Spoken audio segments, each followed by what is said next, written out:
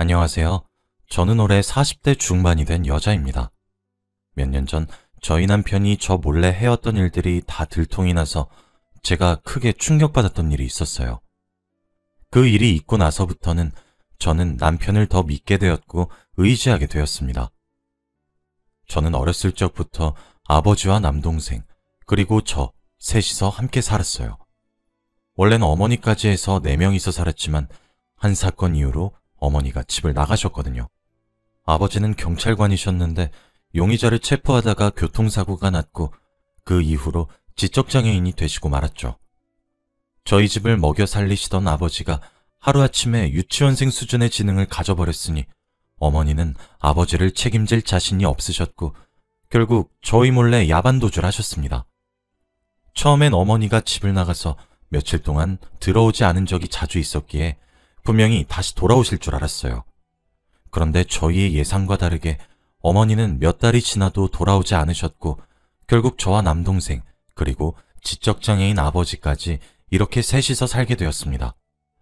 아버지가 밖에서 일을 하실 수 없으니 저와 남동생이라도 일을 해야 하는데 남동생은 아버지가 그렇게 되고 어머니가 집을 나가신 뒤로부터 계속 엇나가기만 했어요.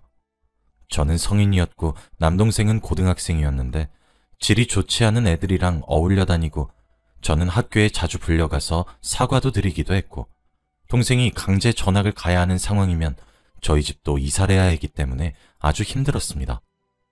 제게 이런 악순환이 반복되니까 동생을 붙잡고 울고 불며 제발 정신 좀 차리라고 말을 한 적이 있어요. 그치만 제가 이렇게 말해도 동생은 듣는 둥 마는 둥 했고 더 엇나가기만 하더군요. 그래서 어쩔 수 없이 제가 저희 집안의 가장이 되어서 살아야 했습니다. 하루는 남동생 학교에서 연락이 와서 가보니 동생이 또 같은 반 친구를 때렸더라고요. 제가 교무실로 들어가니 의자에 동생이 앉아 있었고 옆에는 피해자 학생과 부모님이 서 계셨습니다.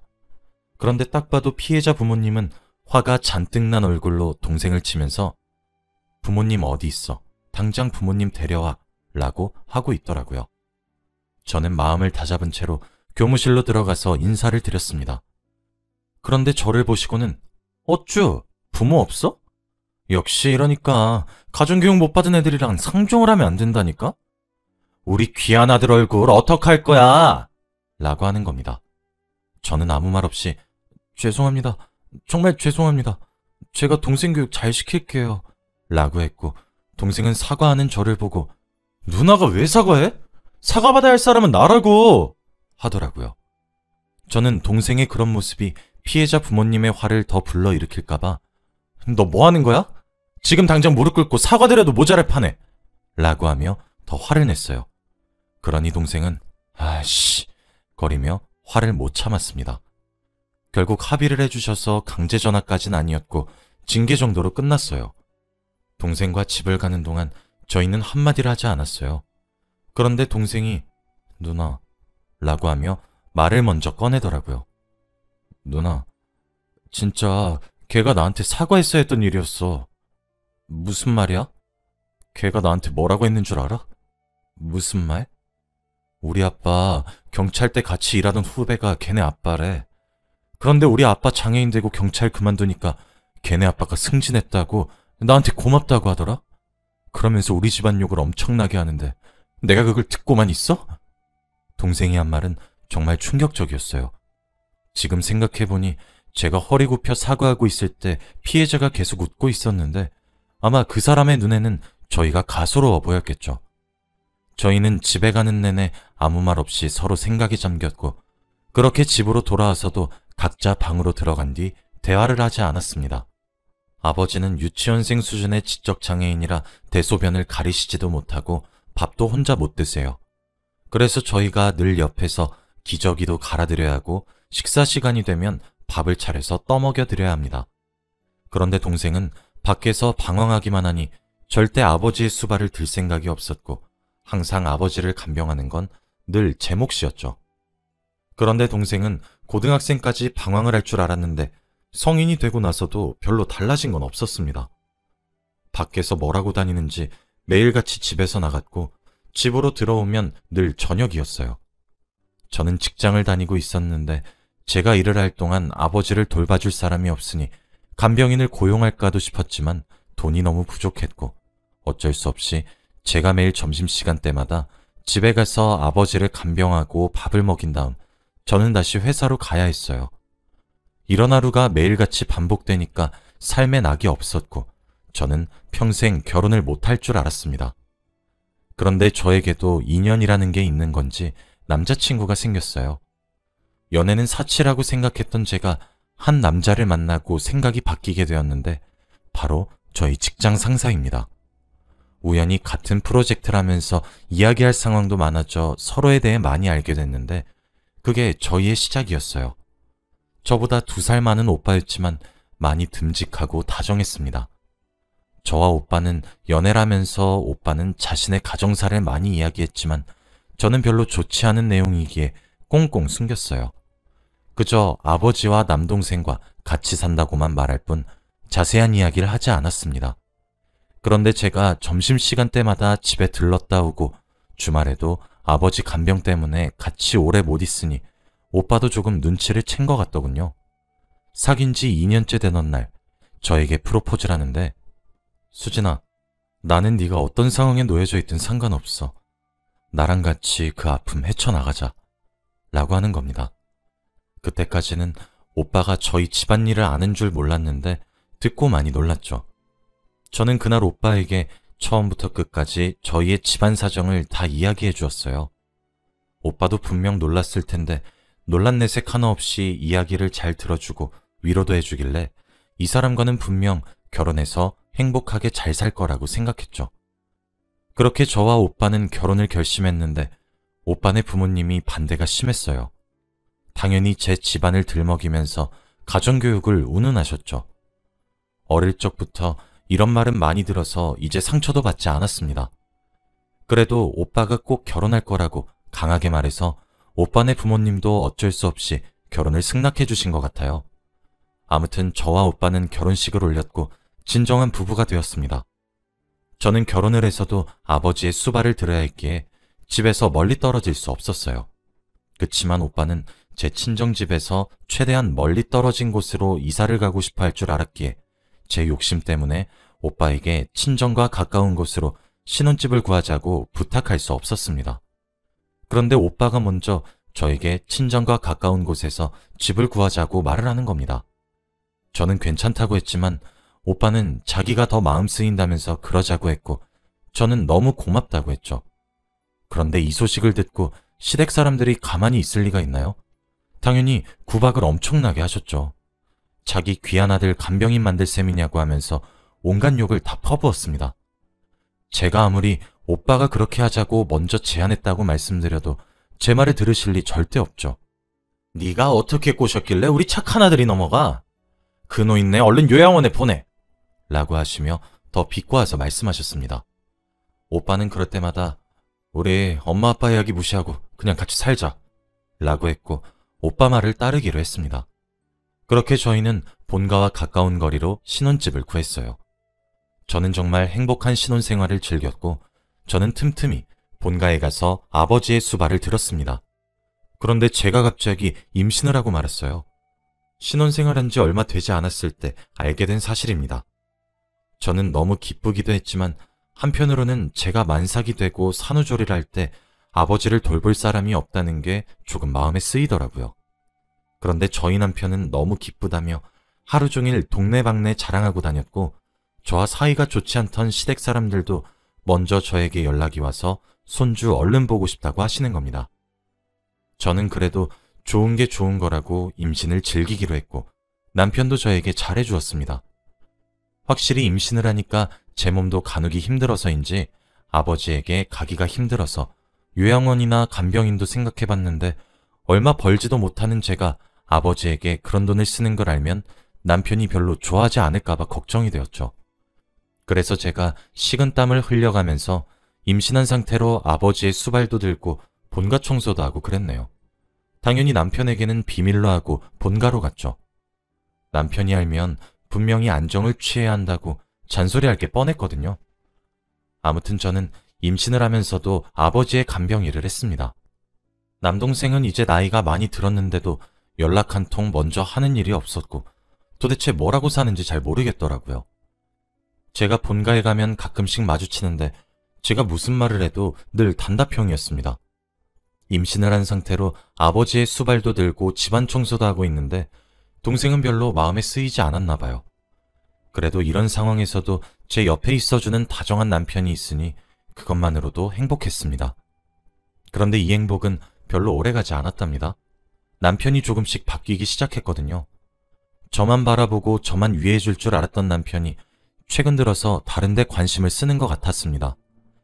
퇴근하고 집에 오는 길에 항상 저한테 먹고 싶은 거 뭔지 물어보고 해달라는 거 다 해주는 남편이 갑자기 야근이 잦아졌어요. 저도 남편과 같은 회사에서 일을 했으니까 저희 회사 상황을 대충 아는데 야근을 하는 분위기가 아니거든요. 특히나 남편이 하는 일은 야근이 필요 없는 일이었습니다. 그래도 초반에는 저 때문에 일을 많이 못했구나 싶어서 이해하려고 했어요. 그런데 일주일에 적어도 3번은 야근을 하는 겁니다.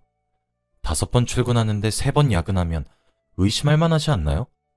원래는 야근을 한 달에 1번 할까 말까 했는데 갑자기 이렇게 바뀌니까 조금 당황스럽더라고요. 저는 아직 출산도 안 했는데 남편이 이렇게 바람을 피워버리면 우리 아기는 어떻게 해야 하는지 고민을 수만 번 했어요. 만약 불륜이면 이혼을 해야 하나 마나 생각에 잠겼죠. 그런데 남편은 주말에도 나갔습니다. 늘 회사 사람들이랑 술 약속 있다고 거짓말을 하고 나가는데 제가 오빠 회사 사람들이랑 아는 사이라서 몰래 물어보니 그런 약속 한 적 없는데? 라고 했고 오빠의 거짓말은 쉽게 들통이 났죠. 저는 너무 뻔한 거짓말에 어이가 없었고 아예 대놓고 불륜을 한다고 저한테 알리려고 하는 것 같았습니다. 그게 너무 괘씸하고 아기를 두고 책임감 없이 가장이 그러고 다닌다는 게 화가 나서 남편이 원하는 이혼을 해주기로 했어요. 인터넷에 검색해보니 이혼을 하기 위해서는 증거를 찾으라고 하더군요.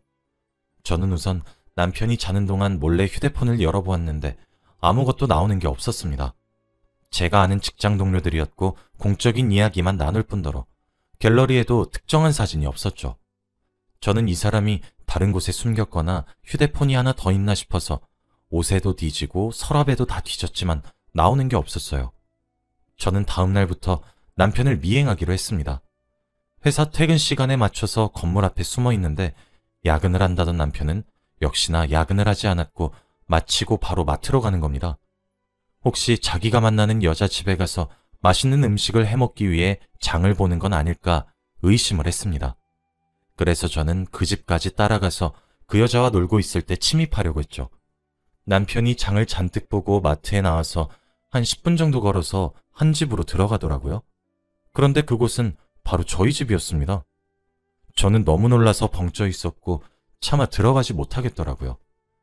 솔직히 그때 뉴스에서만 보던 폭행, 이런 것도 생각했던 것 같아요. 저는 생각에 잠긴 채로 집으로 돌아와서 인터넷에 찾아보기 시작했어요. 그런데 사람들이 남편이 아버지를 폭행하는 것일 수도 있다고 하는 겁니다. 저는 갑자기 무서워지고 두려워지면서 확실한 증거를 찾기로 했어요. 남편이 밤에 들어와서 잠에 들었을 때 남편 몰래 차키를 들고 남편 차에 타서 블랙박스를 확인해 보기로 했죠. 블랙박스를 확인해 보니 매일 가는 곳은 저희 집이었습니다. 야근을 한다던 남편이 매일같이 저희 친정집에 가서 도대체 밤까지 무슨 일을 벌이는지 궁금하더라고요. 처음에는 불륜인 줄 알았던 남편이 혹시나 범죄자일 수도 있다는 생각이 드니까 너무 무섭고 저도 혹시나 나쁜 일을 당할까봐 아무것도 못하겠더라고요. 그래도 저희 아버지고 집안일인데 제가 나서지 않으면 더 상황이 나빠질 것 같아서 며칠 뒤에도 남편을 미행했어요.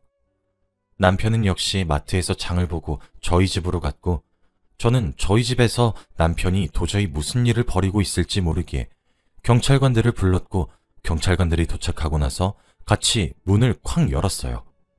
경찰관 몇 명들은 총기를 손에 쥐고 꼼짝 마! 라고 하며 저희 집에 들어갔고 남편과 아버지가 보이지 않았습니다.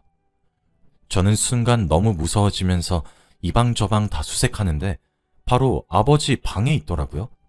그런데 그곳에서 남편이 하는 행동은 정말 충격적이었습니다. 바로 저희 아버지 귀저귀를 갈고 있었거든요. 기저귀를 갈다가 갑자기 경찰이 들이닥쳐서 꼼짝마 이러니 남편과 아버지 둘 다 당황하는 겁니다. 그런데 무엇보다 당황한 건 바로 저였습니다. 정말 남편이 저희 아버지 수발을 들고 있는 모습이 너무 낯설었거든요. 사실은 제가 배가 점점 나오니까 움직이기도 힘들어서 집에 한동안 못 가고 있었는데 그때 남동생이 먼저 저에게 연락이 와서 자기가 아버지 수발을 들겠다고 하는 겁니다. 그래서 저는 드디어 철이 들었나 싶어서 남동생만 믿고 있었어요. 그런데 남동생이 아니라 그동안 아버지의 수발을 든 건 바로 남편이었습니다. 저는 상황이 이해가 된 후 경찰관님께 연실 사과라면서 보내드렸고 남편과 이야기를 나누었죠. 남편의 이야기는 정말 충격적이었습니다. 임신한 채로 친정에 왔다 갔다 하는 걸 알고 있었다고 하더라고요. 그래서 일부러 제가 쉬게 하기 위해서 남동생한테 누나한테 네가 아버지 수발 든다고 해줘 라고 했다네요.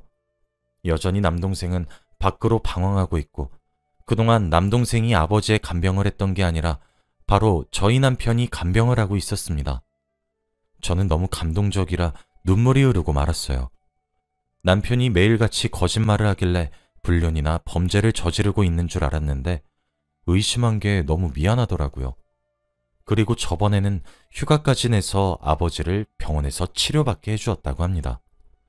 혼자 휠체어를 끌면서 병원 곳곳을 가서 건강검진도 받고 업어서 집에서 오르락내리락 하고 말이죠.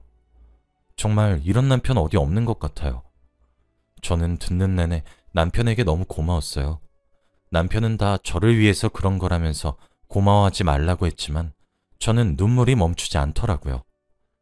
남편은 제가 임신을 하는 동안 열심히 저희 아버지를 보살펴 주었고 저는 맘 놓고 임신에만 매진할 수 있게 되었어요. 그리고 얼마 뒤 아주 슬픈 소식이 들려왔습니다. 저희 아버지가 생을 마감하셨어요. 장례를 하는데 철없던 막내 동생은 그제서야 정신을 차렸는지 장례식장에서 엄청나게 울었고 하루 종일 술만 먹더군요. 그런데 남편에게 고마운 점이 바로 저와 같이 상을 치러줬어요. 남동생과 원래 같이 해야 하는데 술만 먹으면서 울고만 있으니 남편이 같이 해주더라고요. 며칠 동안 남편이 많이 도와주었고 제 옆에서 저를 많이 위로해 주었습니다. 사람들이 오면 같이 절도 해주고 하면서 옆에 누군가 있는 게 많이 힘이 되었어요. 저는 아직도 그때 일을 떠올리면 결혼 참 잘했단 생각이 들어요. 아마 돌아가신 아버지도 사위 하나는 잘 들였다고 생각하실 거예요. 친정아버지 간병해주고 친정아버지 상 같이 치러주는 남편 있나요? 지금은 아이를 낳고 새 가족이서 잘 살고 있어요. 남동생은 철이 들어서 직장을 구해서 혼자 돈을 벌고 있습니다. 이제 얼추 화목한 가족의 느낌이 납니다. 여러분도 꼭 저처럼 좋은 남편 만나시길 바래요. 제 이야기는 여기까지입니다. 들어주셔서 감사합니다.